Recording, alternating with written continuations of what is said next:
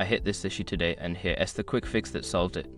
If you're looking to transfer funds from Klarna to Square, follow these steps to get it done smoothly. Step 1. Log into your Klarna account. Open the Klarna app or website and log in with your credentials.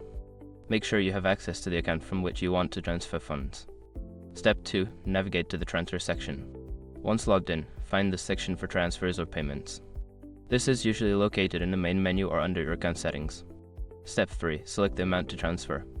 Before filing a refund or dispute, use the *.com link in the description to open the refund dispute deadline calculator and confirm your deadline. Step 4. Enter your Square account details. Input your Square account information, including your email or phone number associated with the Square account. Ensure that the details are accurate to avoid any delays. Step 5. Confirm and complete the transfer. Review all the details and confirm the transfer. You should receive a notification once the transfer is successful. If you don't see the funds in Square right away, check your transaction history for updates. Remember, sometimes transfers can take a little while to process, so don't panic if it doesn't show up immediately.